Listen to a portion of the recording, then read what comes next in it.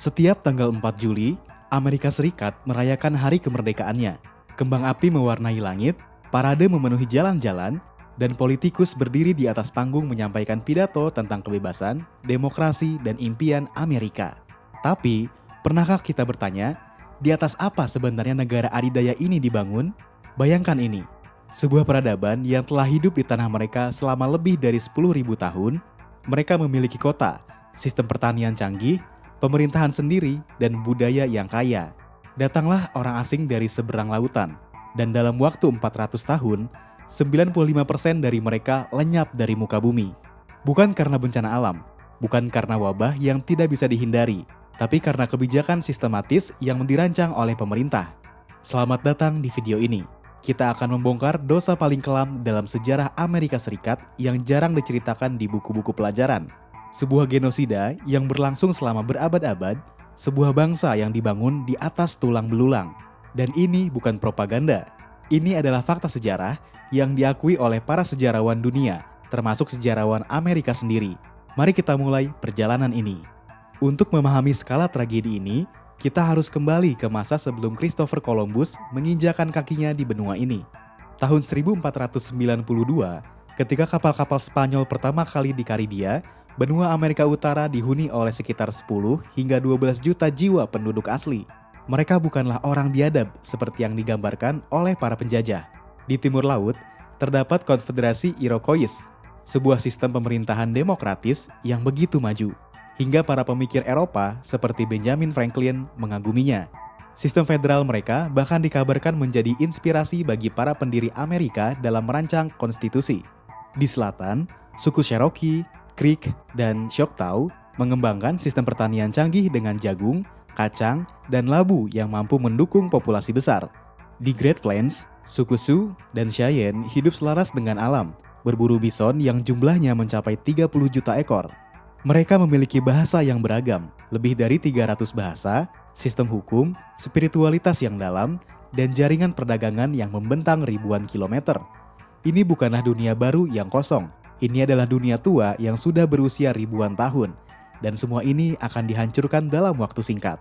Tepatnya pada tanggal 4 Juli 1776, Amerika Serikat memproklamirkan kemerdekaannya dari Inggris, sebuah dokumen yang menjadi fondasi negara adidaya ini, ditulis dengan tinta yang sama yang akan menodai sejarah mereka.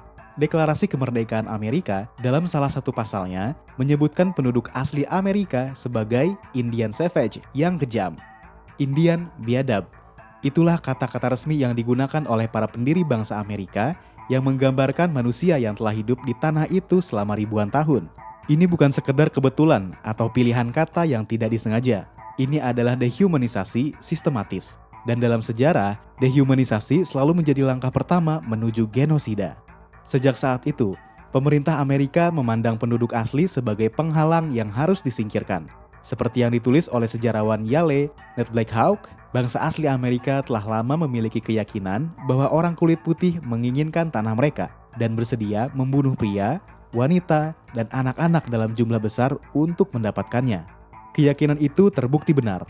Antara tahun 1776 hingga akhir abad ke-19, pemerintah Amerika meluncurkan lebih dari 1.500 serangan terhadap suku-suku Indian. Bukan 100, bukan 500. 1.500 operasi militer yang ditujukan untuk membasmi penduduk asli. Kemudian tahun 1814, pemerintah Amerika mengeluarkan kebijakan yang mungkin terdengar seperti film horor, tapi ini nyata. Pemerintah Amerika Serikat secara resmi memutuskan untuk memberikan hadiah bagi setiap tengkorak dan kulit kepala Indian yang diserahkan. 500 hingga 100 dolar untuk setiap tengkorak Indian. Sebagai perbandingan, upah harian rata-rata seorang pekerja saat itu hanya 25 sen. Di California, pada tahun 1850-an, tengkorak atau kulit kepala Indian dihargai 5 dolar. Artinya, membunuh satu orang Indian setara dengan upah 20 hari kerja. Ketika demam emas melanda di California, gubernur pertama negara bagian itu, Peter Burnett, secara terbuka menyerukan perang permusuhan terhadap penduduk asli. Dan hasilnya, dari tahun 1846 hingga 1873, populasi Indian di California anjlok dari 150.000 jiwa menjadi hanya 30.000 jiwa. 120.000 orang lenyap dalam waktu kurang dari 3 dekade. di satu negara bagian saja. Sejarawan Amerika, Frederick Turner, dalam tulisannya yang terkenal di tahun 1893, dengan jujur mengakui bahwa setiap perbatasan Amerika dimenangkan melalui serangkaian perang melawan orang Indian. Lalu tahun 1830, Presiden Andrew Jackson menandatangani Indian Removal Act, sebuah undang-undang yang secara legal merampas hak suku Indian untuk tinggal di tanah leluhur mereka di Amerika Serikat bagian timur. Muskogee, Seminole, Chickasaw, dan Choctaw dipaksa pindah dari barat sungai Mississippi. Perjalanan itu dimulai pada musim panas dan berlanjut hingga musim dingin dengan suhu di bawah 0 derajat.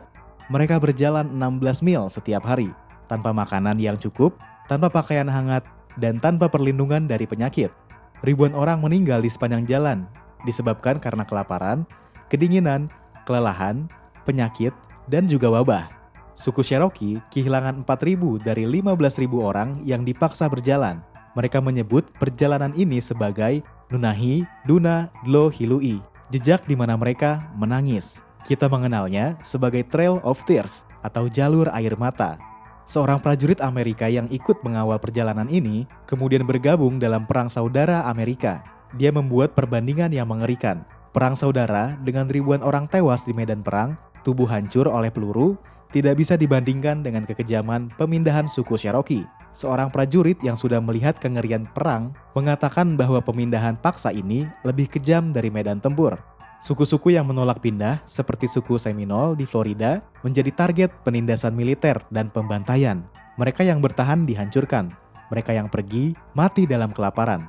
Inilah paradoks Amerika, sebuah negara yang mengklaim sebagai pembela kebebasan, tapi memaksa puluhan ribu manusia berjalan menuju kematian demi tanah mereka. Tapi pemindahan paksa tidak cukup. Pemerintah Amerika ingin memastikan bahwa suku-suku yang tersisa tidak akan pernah bisa kembali.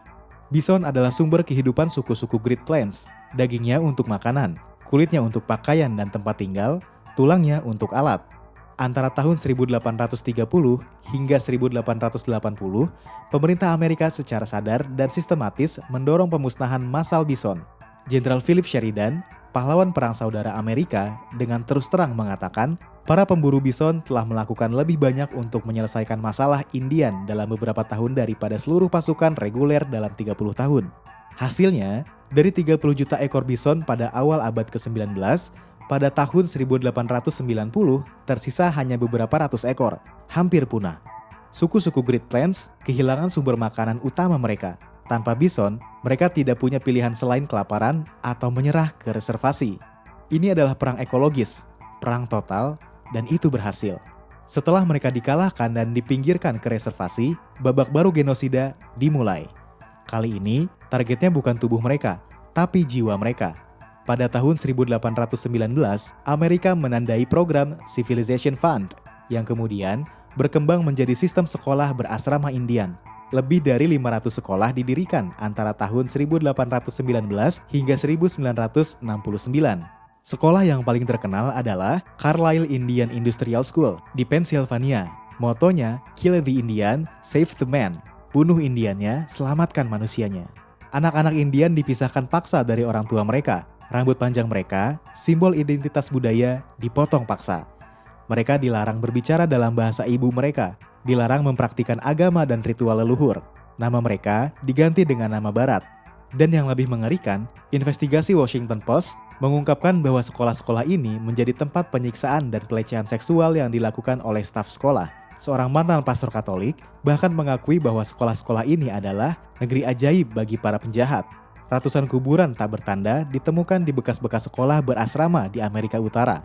Anak-anak yang mati karena penyakit, kekerasan, atau kelaparan dikuburkan tanpa nama, tanpa catatan, tanpa air mata orang tua mereka.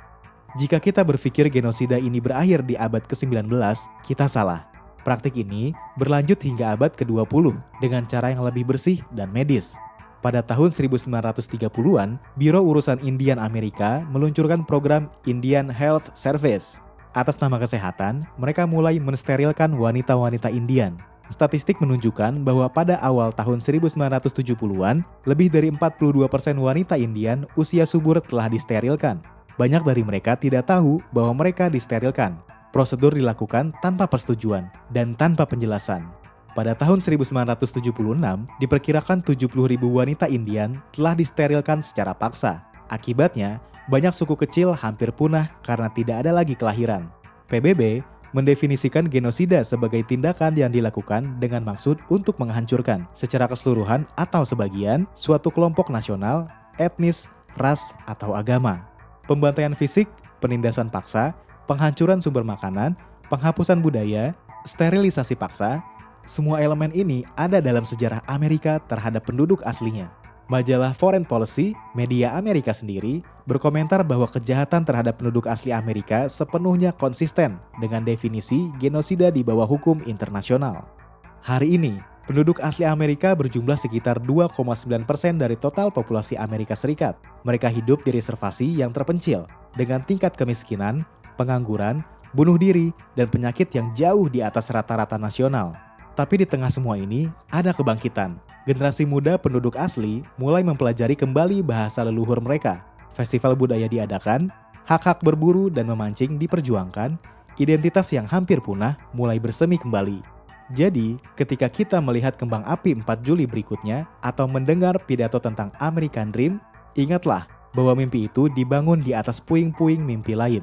Ingatlah bahwa ada 12 juta manusia yang lenyap, bahwa ada 100.000 orang yang berjalan di jalur air mata, bahwa ada 70.000 wanita yang disterilkan tanpa izin, bahwa ada ribuan anak yang meninggal di sekolah berasrama dengan slogan "Bunuh Indiannya, selamatkan manusianya". Amerika memang dibangun di atas genosida, tapi bukan berarti tidak ada harapan. Mengakui kebenaran sejarah adalah langkah pertama menuju rekonsiliasi, dan kisah ini, sekelam apapun, harus terus diceritakan agar tidak terulang, agar keadilan, meskipun terlambat, tetap diperjuangkan. So, sampai jumpa di episode berikutnya.